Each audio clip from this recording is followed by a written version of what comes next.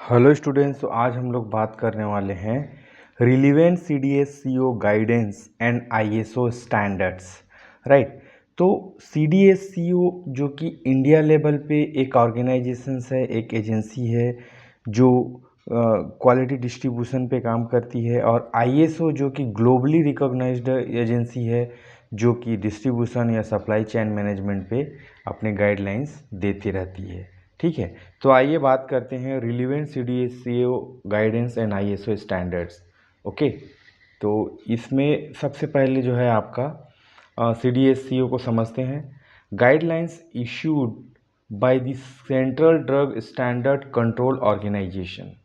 ठीक है, इसी को बोलते हैं हम C D S C O, to regulate and ensure the safe, effective and quality distribution of pharmaceutical products in India. ठीक है, तो यहाँ पे ये इंडिया में काम करने वाली, हम जैसे कि जानते हैं ये कि बहुत पॉपुलर है सी डी एस सी ओ, जो कि एक गाइडलाइंस, एक नियम कानून रिलीज़ करती है जो उस पर मतलब पर्टिकुलर प्रोडक्ट के क्वालिटी, सेफ्टी और इफ़िकेसी को बरकरार रखने में मतलब मदद करती है डिस्ट्रीब्यूशन के दौरान, वितरण के दौरान। ठीक है, उसी तरह से फिर ISO है जो कि ग्लोबली रिकॉग्नाइज्ड स्टैंडर्ड्स है, developed by the international organisation for standardisation. इसका ISO का फुल फॉर्म है to ensure the quality, safety and efficacy और efficiency in manufacturing, distribution and supply chain management. ठीक है, तो यह एक मतलब अंतर्राष्ट्रीय स्तर पे एक एजेंसी है जिसका नाम है इंटरनेशनल ऑर्गेनाइजेशन फॉर स्टैंडर्डाइजेशन, है ना। यह भी क्वालिटी, सेफ्टी और इफ़िशियंसी को इंश्योर करती है ड्यूरिंग दी सप्लाई चेन। जब भी प्रोडक्ट बनने के दौरान और वितरण के दौरान उसमें किसी भी तरह की क्वालिटी, सेफ्टी और इफ़िकेसी में कॉम्प्रोमाइजेशन नहीं होना चाहिए। आइए, तो इसमें जो पॉइंट्स हैं उसको हम जब कवर करते हैं तो इसमें जो पहला पॉइंट है relevant C D S C O guidance. ठीक है, तो इसमें आप क्या क्या पॉइंट दे सकते हैं। तो पहला पॉइंट है स्टोरेज एंड हैंडलिंग। तो स्टोरेज एंड हैंडलिंग में ये क्या बोलता है, maintain proper storage condition, say for example temperature या फिर ह्यूमिडिटी, है ना, to preserve product integrity. Right, जो भी tablet, capsule, ointment, vaccine, sera, biological products हैं, फार्मास्यूटिकल्स हैं, उनको मतलब टेम्परेचर और ह्यूमिडिटी मतलब डिस्ट्रीब्यूशन के दौरान जब वो एक जगह से दूसरे जगह जा रहा होता है तब उस टाइम पे इसके स्टोरेज कंडीशन को हमको मेंटेन करना चाहिए। मान लो वो कोल्ड टेम्परेचर में रखने के लायक है, जैसे 2 से 8, है ना, या 2 से नीचे, कूल या कोल्ड, है ना, और ह्यूमिडिटी कितनी होनी चाहिए उस प्रोडक्ट के इंग्रेडिएंट, एक्सिपिएंट या फिर ऑल द कंटेंट के फिजिकल केमिकल प्रॉपर्टी के हिसाब से ये डिसाइड होगा और उसको हम उस तरह से प्रिजर्व करके एक जगह से दूसरी जगह ले जा पाएंगे। ट्रांसपोर्टेशन, वही आवागमन, use validate transport methods to ensure safe and secure delivery, है ना। वैलिडेट ट्रांसपोर्ट कहने का मतलब ऐसे ही कहीं पे भी पैक करके किसी भी ट्रक या फिर व्हीकल से नहीं ले जाना चाहिए, उसके फिजिको केमिकल प्रॉपर्टी को समझते हुए। जैसे कि example refrigerated trucks with temperature monitoring.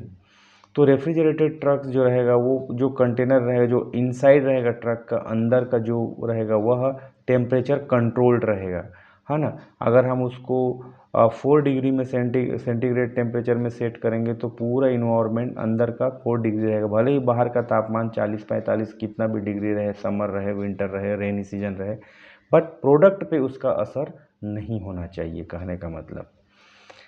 उसके बाद है documentation, ensure products are traceable, right, throughout the supply chain by maintaining accurate documentation. जैसे कि उसका बार कोड, उसका बैच नंबर, ये सब चीज़ लिखा हुआ होना चाहिए, नोटेड होना चाहिए, चाहे वो इलेक्ट्रॉनिक नोट्स हो, चाहे वो ऑफलाइन डॉक्यूमेंट्स हो, ताकि हम प्रोडक्ट को ट्रेस कर पाएँ कि कहीं पे मान लो कोई एक्सीडेंट हो गया या फिर कोई प्रोडक्ट पहुंच नहीं पाया, या पहुंचने के बाद उसमें कोई एडवर्स ड्रग रिएक्शन नोट हुआ, तो उसका पूरा ट्रैकिंग डॉक्यूमेंट्स अवेलेबल होना चाहिए। Training and personnels, provide training on GDP requirements to all employees involved in distribution process. मतलब छोटे से छोटे अटेंडर से लेके बड़े बड़े ऑफिसर्स तक प्रॉपर ट्रेनिंग होनी चाहिए। ये कोई मतलब आलू प्याज नहीं है कि इसको कहीं पे भी ले जाके फेंक दिए, कैसे भी अपलोड कर दीजिए। पैकर्स मूवर्स नहीं है जिसमें हम फर्नीचर या फिर बिस्तर तकिया या फिर और कुछ चला रहे हैं ना। They should have the proper knowledge about the product, its physico chemical property, है ना।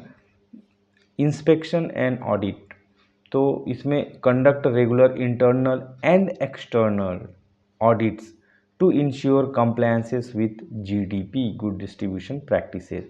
तो इंटरनल ऑडिट मतलब जो कंपनी के द्वारा खुद किया जाना चाहिए कि मतलब सही से पैक हुआ कि नहीं, टेम्परेचर रेगुलेटर काम कर रहा है कि नहीं, कौन सा वैलिडेटेड व्हीकल यूज़ किया जा रहा है, व्हाट इज इट्स क्वालिफिकेशन, ये वाटर वे से जा रहा है, रोड वे से जा रहा है या एयर वे से जा रहा है, what kind of sock it में हैव। एक्सटर्नल ऑडिट, बाहर की कंपनी, बाहर की एजेंसी रेगुलर बेसिस पे उसको ऑडिट करेगी, उसको निरीक्षण करते रहेगी।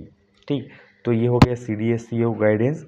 इसी प्रकार से रिलीवेंट ISO स्टैंडर्ड्स की जब हम बात करेंगे तो यहाँ पे भी हमें कुछ पॉइंट्स समाहित करना पड़ेगा। इसमें पहला है ISO 9000:2015। इसका नाम है क्वालिटी मैनेजमेंट। ये नंबर आपको याद रखना होगा, ठीक है। तो इसमें क्या होता है कि इसका जो सिस्टम होता है, यह इम्प्लीमेंट स्टैंडर्ड ऑपरेटिंग प्रोसीजर, जो SOP रहता है उसके इम्प्लीमेंटेशन पे रहता है for receiving, storing and dispatching pharmaceuticals.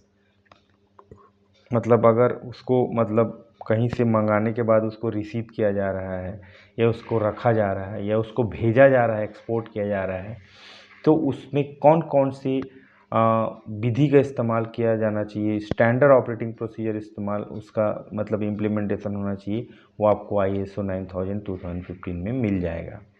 ISO 22301:2019, इसका नाम है business continuity management. It focuses on supply chain during emergencies or disruptions. For example, establishing alternate transport routes for medicine delivery during the natural disaster. अब क्या हो गया natural disaster, मतलब जैसे कि भूकंप आ गया, बाढ़ आ गया, फ्लड आ गया, है ना, या फिर सुनामी आ गया, या फिर अचानक से मौसम ख़राब हो गया, तो वहाँ पे कौन सा अल्टरनेट ट्रांसपोर्ट रूट यूज़ किया जा सकता है। अगर वो शिप से जाने वाला था तो अब वो बाई रोड जाएगा, है ना। तो वही इमरजेंसी में सप्लाई चेन को किस तरह से मैनेज किया जाना चाहिए, उसकी सारी जानकारी आपको 22,301 में मिल जाएंगी। उसी तरह से थर्ड वन है ISO 27001:2022 information security management. It protects the sensitive data related to GDP processes, कि वो जो डेटा है कितना माल गया, कहाँ से गया, कौन से, ये सब मतलब it should be protected, it should be limited access. ऐसा नहीं कि इसको मतलब पब्लिक डोमेन में डाल देंगे, ऐसा नहीं। तो उसके बारे में क्या क्या सिक्योरिटी मैनेजमेंट कैसा होना चाहिए, वो इंटरनेशनल लेवल में ISO इस गाइडलाइंस में दे रखी है, ठीक है। इसके बाद आता है आपका ISO 13,485:2016, 13,485 एंड 2016। It's nothing but medical devices quality management. अब जो भी मेडिकल डिवाइस है लाइक मतलब it may be NMR, MRI, CT scan, microscope, chromatography, spectrophotometry, है ना। It ensures GDP compliance for medical devices using tamper proof packing for syringes during distribution. मतलब यह इस चीज़ को निर्धारित करेगी कि मेडिकल डिवाइसेस बिना किसी कंप्लायंस के सही सलामत पहुंचना चाहिए और टेम्पर प्रूफ होना चाहिए, मतलब शॉक एब्जॉर्ब करने के लिए, क्योंकि कोई भी उसमें बहुत सारे सेंसिटिव मेटल्स हो सकते हैं, फिल्टर्स हो सकते हैं, पार्ट्स हो सकते हैं, है ना। तो उसको कैसे बरकरार रखना चाहिए। उसके बाद आता है ISO 22,000:2018 फूड सेफ्टी मैनेजमेंट।